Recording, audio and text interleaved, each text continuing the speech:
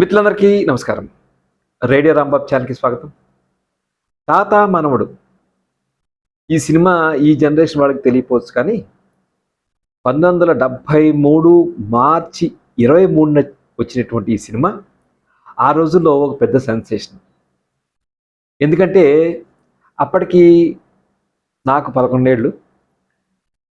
Andhra movement, జై ఆంధ్ర ఉద్యమం అప్పుడే కొంచెం తగ్గుతున్నట్టుంది.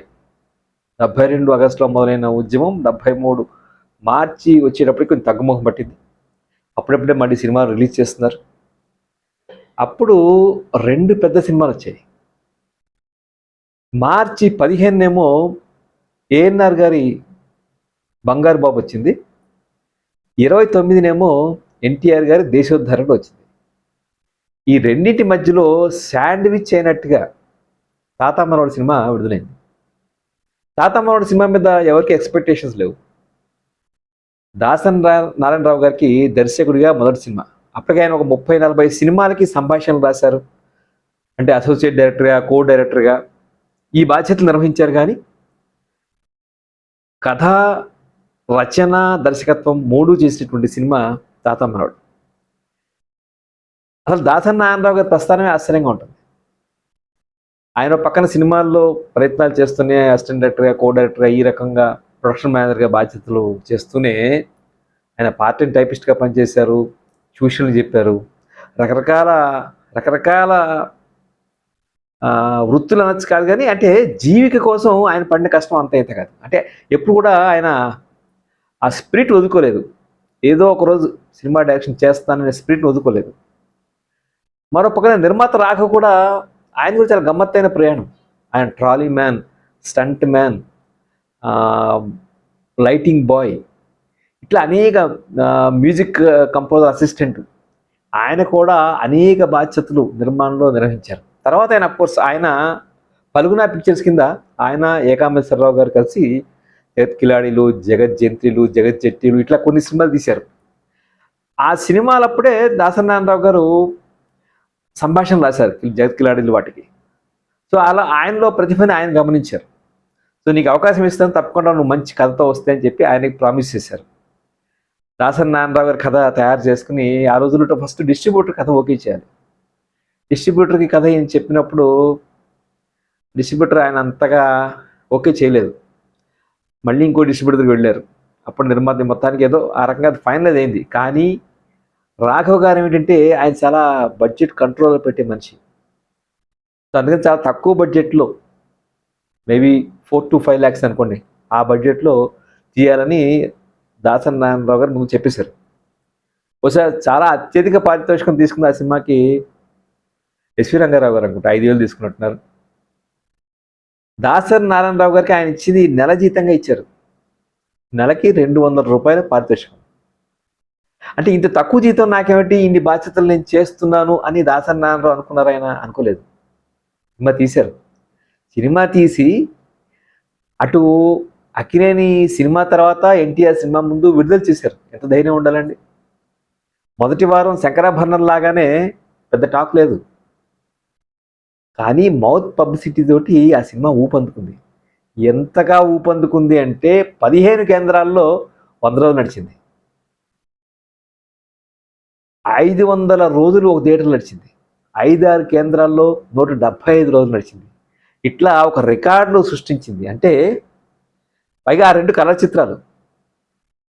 'బంగారు బాబు' వచ్చింది, అదేమో జగతి ఆర్ట్ పిక్చర్స్ రాజేంద్ర ప్రసాద్ గారి ప్రొడక్షన్. 'దేశోద్ధరణుడు' దీప్తి ఇంటర్నేషనల్ పతాకాన యు విశ్వేశ్వరరావు గారు నిర్మించారు. ఆ 2 హిట్లే. కానీ నిజంగా చెప్పాలంటే ఈ సినిమా బడ్జెట్కి ఇది సాధించిన విజయానికి ఇదే నెంబర్ 1 హిట్.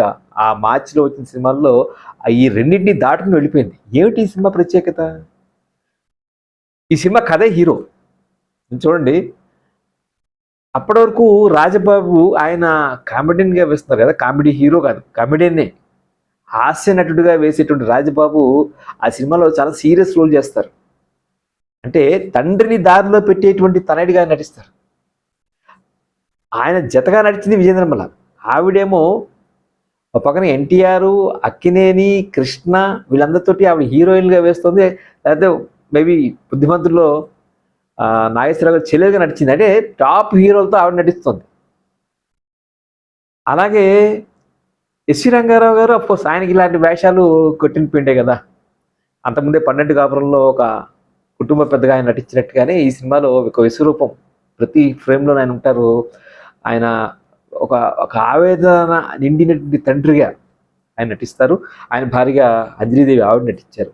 వాళ్ళిద్దరు జీవించేశారు, నిజంగా చాలా అద్భుతంగా చేసేశారు. సినిమా ఒక విధంగా చెప్పాలంటే నాకు కొంచెం స్టేజ్ నాటకం కళలు కనిపిస్తాయి. మనం పరిషత్ నాటకాలు చూస్తే ఎలా అయితే ఒక బాధ్యత లేని కొడుకు, అత్తామామలు పట్టించుకొని కోడలు, ఈ రకమైనటువంటి నంది నాటకాలు మనం అనేకం చూసాం. అలాంటిదే ఈ సినిమా కథ అనిపిస్తుంది. కానీ ఎందుకంటే చాలా ఇండోర్లోనే కథ అంతా సాగుతుంది. కానీ ఆర్టిస్టుల పెర్ఫార్మెన్సెస్ అంటే శ్రీరంగారావు, అంజలిదేవి వాళ్ళిద్దరు, సత్యనారాయణ, రాజసులోచన వాళ్ళిద్దరు, రాజబాబు, విజయనిర్మల వాళ్ళిద్దరు, ఇట్లా అల్లు రామలింగయ్య, ఇంకో యాక్ట్రెస్ ఎవరో మంజుల అన్నారు, ఆవిడ ఎప్పుడు చూడలేదు, ఆవిడ వాళ్ళిద్దరు. కానీ అంటే ఇన్ని 3-4 జంటలు ఉంటాయి సినిమాలో. అంటే ప్రతి జంట కూడా అద్భుతంగా నటిస్తారు. ఇక గుమ్మడి గారు చెప్పక్కర్లా, ఆయనకి జనరల్గా ఆయన ఏదో గుండెపోటు వచ్చే తండ్రిగాను లేకపోతే అన్నగాను నటించేటువంటి గుమ్మడి గారు ఇందులో ఒక గమ్మత్తైన పాత్ర. నేను మా ఊరు సర్పంచ్ని అని చెప్పుకునేటువంటి ఒక పాత్ర, ఒక యాస, అది ఎక్కడ యాస నాకు అర్థం కాలేదు, పల్నాటి యాస లేకపోతే తెలంగాణ యాస నాకు అర్థం కాలేదు. ఒక రకమైన యాసతో ఆయన మాట్లాడటం, ఇవన్నీ గమ్మత్తు కనిపిస్తే. అల్లు రామలింగయ్య కూడా ఉన్నారు ఇందులో. అల్లు రామలింగయ్య డైలాగ్ తక్కువ, మేనరిజం ఎక్కువ ఉన్నటువంటి సినిమా ఇది. అలా కథ పరంగా ఆ రోజులో నాకు తెలిసి ఈ కథ చాలా అరుదు.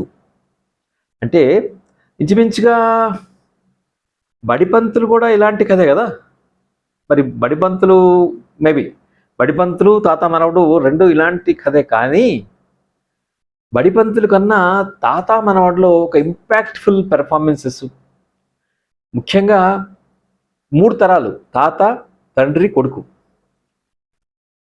అటు భార్యకి ఇటు తండ్రికి నలిగిపోయిన కొడుకుగా ఒక పాత్ర వేసినటువంటి సత్యనారాయణ కానీ, అలాగే కొడుకంటే అపార ప్రేమ చూపించే తల్లులు మనం చూస్తాం కదా, అలాంటి పాత్రలు అంజలీదేవి, ఇవన్నీ చాలా ఇంపాక్ట్ క్రియేట్ చేశాయి నా ఉద్దేశంలో. అందుకనే ఆ సంవత్సరం ఇది 73లో రిలీజ్ అయినా 72లో సెన్సార్ అయింది. అందుకని 72లో నంది అవార్డులో సెకండ్ బెస్ట్ సినిమాగా తాత మనోడు నిలబడింది. సత్యనారాయణ గారికి బెస్ట్ యాక్టర్ అవార్డు ఇచ్చారు. ఈ సినిమాలో మరొకటి చెప్పుకోవాల్సింది ఏంటంటే సంగీతం. తాత మనోడు ఆ రోజుల్లో ముఖ్యంగా అనుబంధం, ఆత్మీయత అంతా ఒక బూటకం, ఆత్మతృప్తికై మనుషులు ఆడే నాటకం, వింత నాటకం అనే పాట గుర్తుంది కదా, వి రామకృష్ణ పాడినటువంటి పాట. ముఖ్యంగా సంగీత దర్శకుడు రమేష్ నాయుడు గారి గురించి చెప్పుకోవాలి. రమేష్ నాయుడు గారు ఆయన ఎక్కువ హిందీ సినిమా రంగంలోనే ఎక్కువగా ఉండేవారు. తర్వాత సలీల్ చౌదరి దగ్గర కొంతకాలం ఆయన శిష్యకం చేశారు. లక్ష్మీకాంత్ ప్యారల కూడా ఈయన దగ్గర అసిస్టెంట్గా పనిచేస్తారని చెప్తారు. మరి దాసనారాయణరావు చెప్పినటువంటి మాటని నేను చెప్తున్నాను. అట్లా ఒక గొప్ప సంగీత దర్శకుడు ఆయన. ఈ అనుబంధం, ఆత్మీయత అంతా ఒక నాటకం, ఆత్మతృప్తికై మనుషులు ఆడుకునే వింత నాటకం, ఆ బూటకం, అనుబంధం, ఆత్మీయత అంతా ఒక బూటకం అనే పాటకి మొదటిచ్చిన పల్లవిట అమ్మ వెళ్ళిపోయావా అనేటువంటి ఒక రొటీన్ పల్లవి ఇస్తే రమేష్ నాయుడు గారు రెచ్చగొట్టారట, నారాయణ రెడ్డి గారు మీరు గొప్ప కవి, ఇక్కడ తల్లి పోతుంది, అంత్యక్రియలకి కొడుకు రాడు, ఒక ఇంపాక్ట్ క్రియేట్ చేసే పాట కావాలి, మీరు ఇట్లా అమ్మ వెళ్ళిపోయావని పల్లవిస్తే ఏం లాభం, మీరు రాయగలుగుతారు, మంచి పల్లవి కావాలి నాకంటే అప్పుడు అనుబంధం, ఆత్మీయత అంతా ఒక బూటకం అనేటువంటి పల్లవి వచ్చిందని నారాయణ రెడ్డి గారు చెప్తారు. ఈ సినిమాలో ఇంకో విశేషం ఏమిటంటే శ్రీవిద్య ఆవిడ మొదటిసారిగా బహుశా తెలుగు ఫిలింలో నటించిందో అతను మొదటిసారిగా తెరపై నటించారో. ఇందులో రాయంటీనా మొగుడు రంగమల్లి పోనాడు అనేటువంటి పాట ఉంది, శంకర రాశారు ఆ పాట. ఆ పాటకి ఆవిడ ఒక ఫోక్ సాంగ్, దానికి ఓ డ్యాన్స్ లాంటిది ఉంటుంది. రమేష్ నాయుడు గారు ఇదే ఒక ఫోక్ సాంగ్ మనకి అమ్మ మాటలో మనకు అనిపిస్తుంది. లగం ఎప్పుడా స్వామి అంటే గుర్తుందా ఆ పాట? ఆ పాట కన్నా ముందు వచ్చినటువంటి పాట ఇది. దీంతోపాటు అప్పట్లో ఈ కుటుంబ నియంత్రణ చాలా ప్రచారంలో ఉండేది. సోమ మంగళ బుధ గురు శుక్ర శని అది వీరికి పేరేది పుట్టే వాటికి చోటేది అనేటువంటి పాట ఉంది. ఆ పాట పాపులర్. నువ్వు కాలమ్మను నేను అనేటువంటి పాట రాజబాబు విజయ నిర్మల వీళ్ళిద్దరి మధ్య ఉన్నటువంటి పాట. అప్పుడు విజయ నిర్మల హీరోయిన్గా వేయటం ఏమిటి, రాజబాబు కబడ్డీని తీసుకొచ్చి హీరోగా వేయటం ఏమిటండి చాలా టాక్స్ వచ్చాయి. చాలా అనుకున్నారు సినిమా రంగంలో. ఒరిజినల్గా శోభన్ బాబు గారి చేత ఆ పాత్ర వేద్దాం అనుకున్నారు కానీ బట్ డేట్స్ ప్రాబ్లం వచ్చి మరి ఎందుకంటే వేయించలేదు. హీరోయిన్గా విజయ నిర్మల నా క్యారెక్టర్ నాకు చాలా నచ్చింది, హీరో ఎవరైనా నాకు అభ్యంతరం లేదని ఆవిడ చెప్పారు. అదొకటి. అలాగే గుమ్మడి వేసినటువంటి పాత్ర ఏదైతే ఉందో ఆ పాత్రకి ఒరిజినల్గా అనుకున్నది గుమ్మడి కాదు, నాగభూషణం గారు అనుకున్నారు. నాగభూషణం గారికి దాసరి గారికి ఒక మంచి రిలేషన్ ఎక్కడంటే ఒకే కుటుంబం సినిమా, అది నాగభూషణం గారి సొంత సినిమానే. దానికి భీమ్ సింగ్ గారు డైరెక్ట్ చేసినప్పుడు దాసరి నారాయణరావు గారు కో డైరెక్టర్గా పనిచేశారు.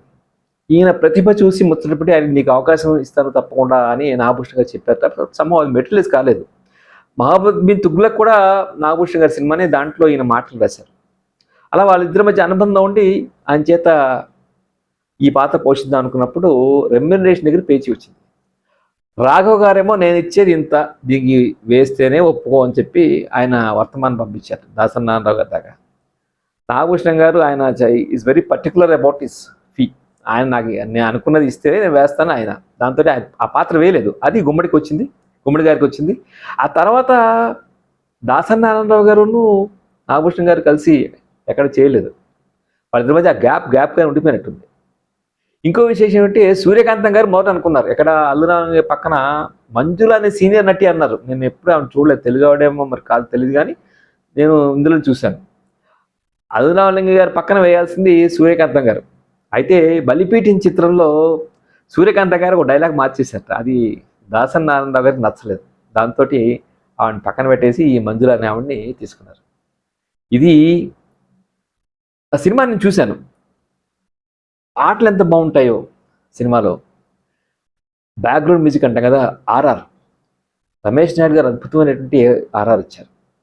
విచిత్రం ఏమిటంటే కె రాఘవ గారి అంతకుముందు చిత్రాల్లో అంటే జగత్ కిలాడీలు, జగజ్జంత్రులు, జగజ్జట్టిలు ఈ సినిమాలకి సంగీతం చేసిందేమో ఎస్పి కొత్తలపని. బహుశా దాసరి నారాయణరావు గారి కోరిక మేరకే ఈసారి సంగీత దర్శకత్వం రమేష్ నాయుడు గారికి ఇచ్చినట్టున్నారు. రమేష్ నాయుడు గారు మరి తాతా మనోడు చిత్రంలోనే ఒక ఫుల్ ఫ్లెడ్జ్డ్ సంగీత దర్శకుడిగా తెలుగులో ప్రవేశించారేమో అని చెప్పి అనిపిస్తుంది. రమేష్ నాయుడు గారిని ఎస్ రాజేశ్వరరావు, పెండ్యాల వీళ్ళతోటి పోలుస్తారు. ఎస్ రాజేశ్వరరావు, పెండ్యాల, ఆదినారాయణరావు ఆయన్ని వీళ్ళ ముగ్గురితో పోలుస్తారు నారాయణ రెడ్డి గారు. అందుకనే అంత గొప్ప సంగీతం ఉంది, అంత గొప్ప రికార్డింగ్ ఉన్నటువంటి సినిమా తాతా మనవడు. అంటే కథ గొప్పదే అయితే చాలు తెలుగు ప్రేక్షకులు ఆదరిస్తారు అని నిరూపించినటువంటి చిత్రం తాతా మనవడు. లేకపోతే ఎక్కడ బంగారు బాబు, ఎక్కడ దేశోద్ధారకుడు. ఈ రోజుల్లో మనం ఊహించగలమా? ఒక పెద్ద హీరో సినిమా వస్తుందంటే దాదాపు చిన్న సినిమాలన్నీ 3 వారాలు 4 వారాలు వెనక్కి వెళ్ళిపోతున్నాయి కదా. అలాంటిది ఇద్దరి పెద్ద హీరోల సినిమా మధ్యలో ఈ సినిమాని రిలీజ్ చేయడానికి ఆ నిర్మాత దర్శకులు అటు రాఘవ్ గారు, దాసరి నారాయణరావు గారు అంటే ఎంత నమ్మకం వాళ్ళ మీద వాళ్ళకు ఉంది కదా అని చెప్పి అనిపిస్తుంది. ఇది తాతా మనవడు చిత్రం చూసిన తర్వాత ఆ చిత్రం వెనక ఉన్నటువంటి కొన్ని విశేషాలు మీతో షేర్ చేయాలనిపించింది. ఈ వీడియో మీకు నచ్చితే లైక్ చేయండి, షేర్ చేయండి. రేడియో రాంబాబు ఛానల్కి తప్పకుండా సబ్స్క్రైబ్ చేయండి. చేస్తారు కదా. Thank you. నమస్తే.